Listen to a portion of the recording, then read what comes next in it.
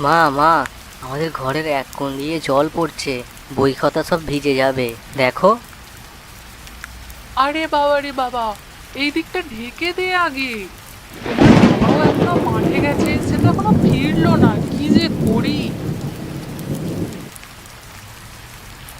আজও জমিতে কিছু করতে পারলাম না।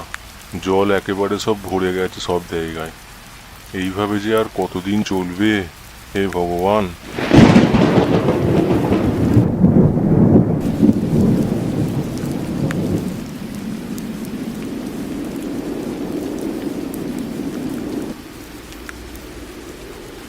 এইভাবে যে আর কতদিন চলবে, হে ভগবান, জানি না কিছু। জমির সবখানে জল জমে গেছে, তবে ধান তো পচে যাবে। হে ঈশ্বর, চালটুকু যা আছে তাও তো শেষের দিকে।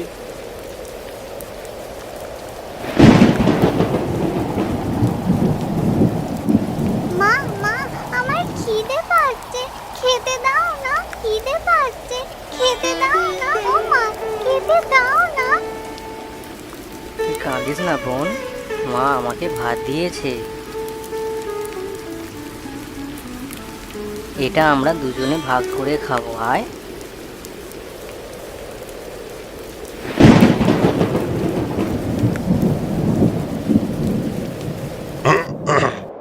হরিলা, আছো নাকি?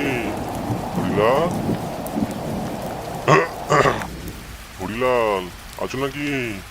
হরিলাল, কাল আবার শুনলাম আরো ভারী বৃষ্টির খবর দিচ্ছে তো।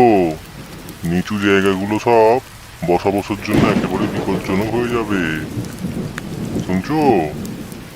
হ্যাঁ কাকা, এসো এসো। চেষ্টা করেও কিছু পারছি না তো কাকা, কি করব, এমন আর জীবন যে চলে না। হ্যাঁ, ঠিকই বলছো। এই সময় সব পরিবারে একসঙ্গে কাজ করলে আমরা কিছু ব্যবস্থা করতে পারবো নিশ্চয়ই। চলো কাল জমিদারের কাছে যাই, কথা বলে দেখি, আলোচনা করে কি ব্যবস্থা কিছু করা যায় কি।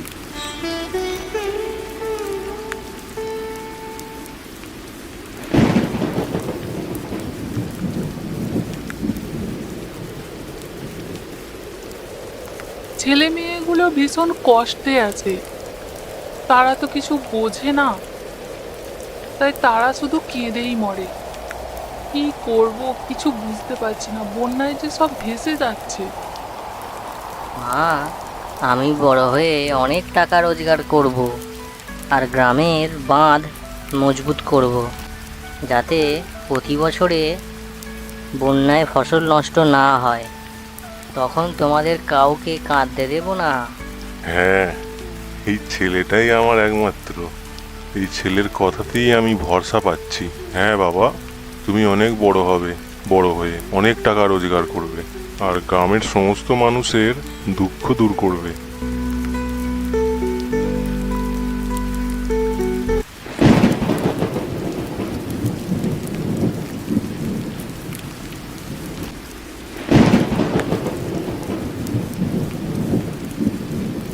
চলো সবাই যাই জমিদার মশাইয়ের কাছে, যদি কিছু উপায় পাওয়া যায়। হ্যাঁ চলো সবাই আমরা যাই। আমরা আমাদের কষ্টের কথা জমিদার মশাইকে বলবো, উনি নিশ্চয়ই একটা সুরাহা করবেন।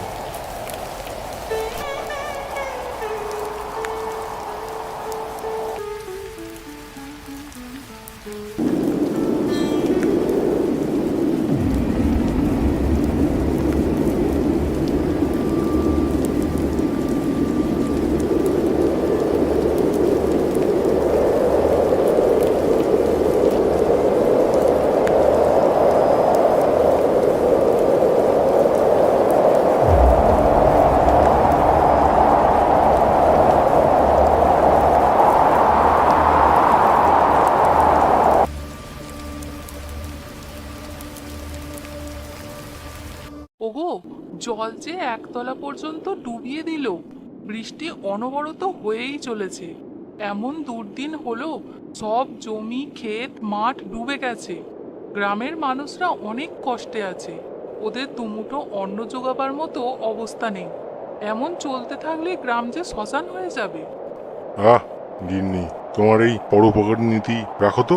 যার জিনিস তার হুঁশ নেই, আর পাড়াপড়শির ঘুম নেই। ওরা মজদুর, ওরা একটা মরলে আর একটা চলে আসবে। আমার ওসব ভাবার সময় নেই। যত সব আমার হিসাবে গন্ডগোল করতে এসেছে। যাও এখন, বাজে কথা শোনার সময় নেই আমার, বুঝলে? যাও। তোমার ওই পাপের টাকা আমার হজম হবে না, বুঝলে? তুমি মরলে কাঠ দিয়ে নয়, ওই টাকা দিয়ে পোড়াবে তোমার বংশধররা, আর বাকি টাকা উড়িয়ে পুড়িয়ে শেষ হয়ে যাবে। যে গরিবের দুঃখ বোঝে না, তার নরকেও ঠাঁই হয় না। জমিদার বাবু, আমাদের বাঁচান, আমাদের বাঁচান। জমিদার বাবু, আমাদের বাঁচান, আমাদের বাঁচান। ওহ, তোমাদের কথা ভাবলে আমার চলবে কেমন করে? এখন তোমাদের জন্য পোশাকার খালি করব, আবার ফসল নষ্ট হয়েছে, কর দেওয়ার সময় বলবে যে আমাদের দয়া করুন। না না না, আমি ওসব পারবো না। তোরা দেখ, তোদের দিন তোরা দেখে নে। আপনি আমাদের মা বাপ হুজুর, আপনি যদি না দেখেন যে তবে আমরা যে না খেয়ে মরবো। হুজুর দয়া করুন, আমরা আপনার সন্তানের মতন। একবার বলে দিয়েছি না, কিছু পারবো না আমি, তো পারবো না। বিরক্ত করিস না, যা এখন। ওগো, এ কি হলো গো? আমার ছোট ছেলেটা জলে পড়ে গেল। তোমার পাপের ফল আমাদের ভোগ করতে হয়। কি সর্বনাশ হলো গো! হে, কেউ বাঁচাও, কেউ বাঁচাও, কেউ বাঁচাও আমার ছেলেটাকে, কেউ রক্ষা করো। এই কে আছিস রে? আয় আয়, তোল বাচ্চাটাকে, তোল, সবাই মিলে তোল।